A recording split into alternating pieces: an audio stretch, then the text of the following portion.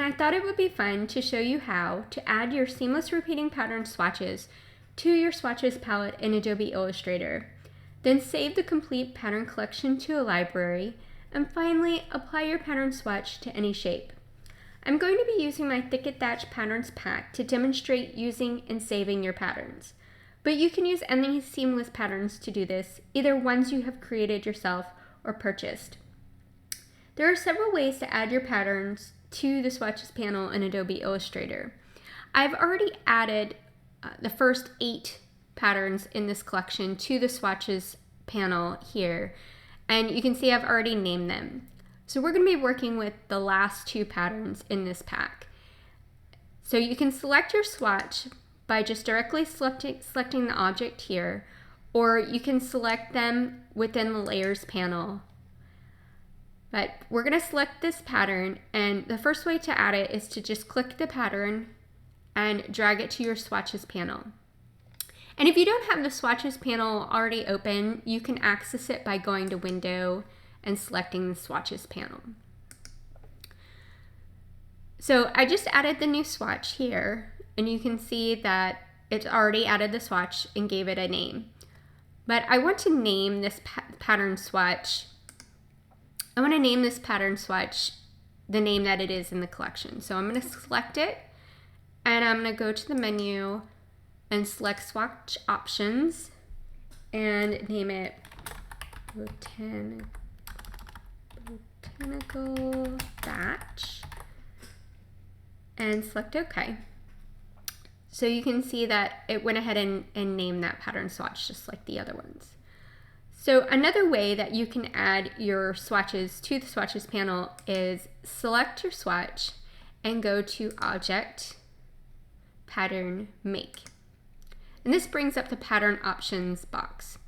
This is just telling me that the pattern has been added to the Swatches panel and that any changes that I make while I'm editing it will be applied. So I'm just going to select OK here. And you can see what's really great about this tool is that it will give you a nice preview of the entire repeat of your pattern.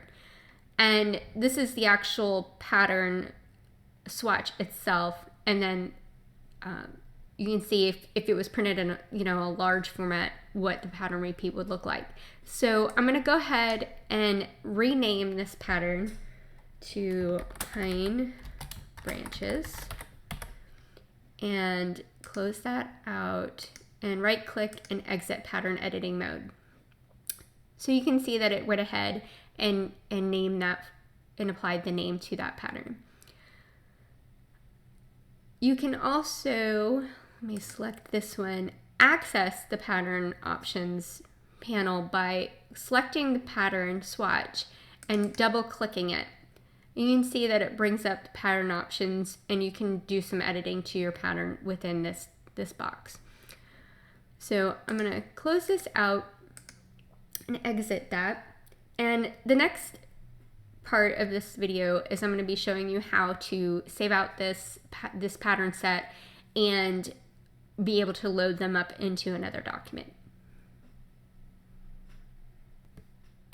Now that we have saved all our pattern swatches to the Swatches panel, we can save our pattern swatches so that we can load them into any document.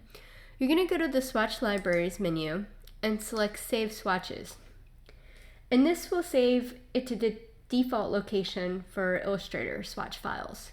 So you just name your collection or swatches, whatever you want to name it, and then you'll select Save. Another option is to save your swatches to another folder, like a design folder if you're working on a project, or in your business folder. You just go to the Swatch Libraries menu and select Save Swatches, and then save it to another folder. And I have one here that's called Swatches, and I just save some of my swatches in there as well, depending on whatever project you're working on. Another option for saving your pattern swatches is to save if you're using Creative Cloud, you can save them in the Swatch libraries. The Creative Cloud libraries. And So those are different ways that you can save your swatches. Next, we'll talk about loading your pattern swatches into the new document and applying them to an object or shape. Now that we have saved our pattern swatches, we can load them up into any new document. Here I created a mock-up of a long sleeve t-shirt and pants set, and we're going to apply our new pattern swatches to these shapes. I have these shapes available in my free creative library. If you're interested in using them to promote your work, you can download these shapes and use them for your work. Now, to load up your pattern swatches in a new document, you're going to go to the Swatch Libraries menu again and select, if you saved it in the default location, you're going to select User Defined and load up the patterns that way. If you saved your pattern swatches to another location, say a business folder or design folder, you'll select Other Library and load it up from there. So I'm going to load up my Thick Attached Patterns pack, and we are going to add these swatches to our swatches palette. Now just select the first pattern, and I'm going to hold down the Shift key and select the last pattern, and then go to the menu and select Add to Swatches. And this loads all the swatches into our swatches panel. You can use the patterns from within this panel, but I like to add my swatches into the swatches panel here. So I'm going to close this out, and we're going to add, apply a pattern to these pants. So I'm going to go into my layers panel here and select the pant shape. And I'm going to apply my pine branches pattern to these pants. Now, I want to transform this pattern. I think the repeat looks a little large on these pants, so I'm going to right click and select Transform and Scale. Now, I don't want to transform the object. I only want to transform the pattern repeat. So I'm going to deselect Transform Object, and I want to select the preview button so I can see the changes as they are made. So I think I'm going to change the scale to 60%. And there we go, and see how that looks. I really like how that repeat looks, so I'm going to select OK. And we can also do that to the shirt here. I'm going to select this shirt shape and select the pine branches pattern again, and right click and select Transform, Scale, and it automatically is going to transform it the way that I transformed it on the pants. I'm going to select OK, but I also, say you want to move the repeat around, you can right click, transform, and select Move. So let's try moving it around 10 pixels horizontally, and you can see how it moves the repeat. I'm going to deselect the preview, and you can see how it moves the repeat pattern. This is good if you have a pattern that you want to show in a particular spot on your object. So I'm going to select OK. And I also want to show you filling a shape.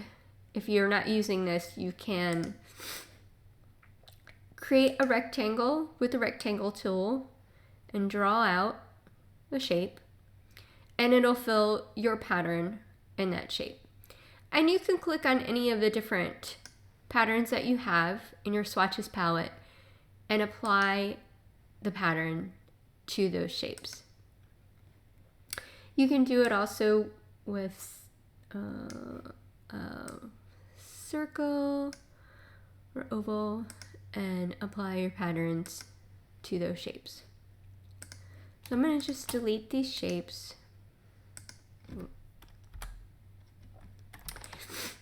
And that is how you apply your patterns to objects. I'm going to also show you this finished long sleeve shirt and pants set in another document. I had arranged it to kind of highlight for different pattern collection and applied one of the spot graphics to the shirt to kind of show how it would look as a set. Thank you so much for watching. Please subscribe to my channel or visit me on my blog at deniseann.com.